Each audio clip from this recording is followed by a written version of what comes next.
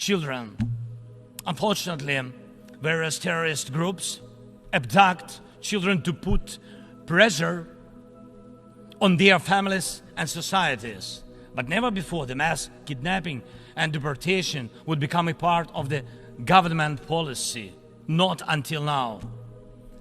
We know the names of tens of thousands of children and have evidence on hundreds of thousands of others kidnapped by Russia in the occupied territories of Ukraine and later deported.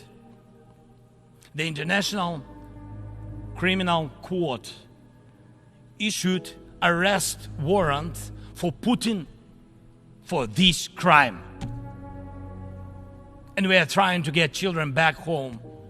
But time goes by. What will happen with them? What will happen to them? Those children in Russia are taught to hate Ukraine, and all ties with their families are broken.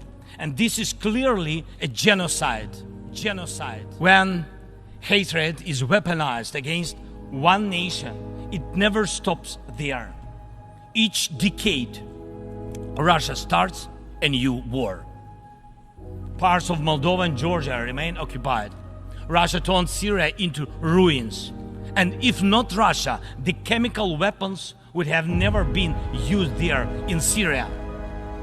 Russia has almost swallowed Belarus. It is obviously threatening Kazakhstan and other Baltic states.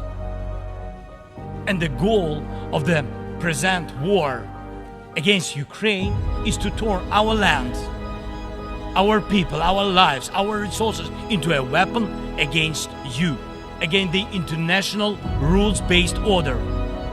Many seats in the General Assembly Hall may become empty if Russia succeeds with its treachery and aggression. Ladies and gentlemen, the aggressor scatters deaths and brings ruins even without nukes, but the outcomes are alike.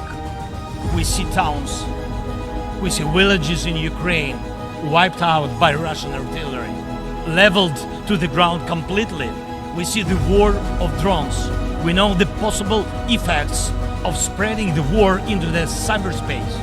And when people in the streets of New York and other cities of the world went out on climate protests, we all have seen them. And when people in Morocco and Libya and other countries die as a result of natural disasters, and when islands and countries disappear underwater, and when tornadoes and deserts are spreading into new territories, and when all of this is happening, one unnatural disaster in Moscow decided to launch a big war and kill tens of thousands of people. We have to stop it. We must act united to defeat the aggressor and focus all our capabilities and energy on addressing these challenges. As nukes are restrained, likewise the aggressor must be restrained and all his tools and methods of war. Each war now can become final, but it takes our unity to make sure that aggression will not break in again.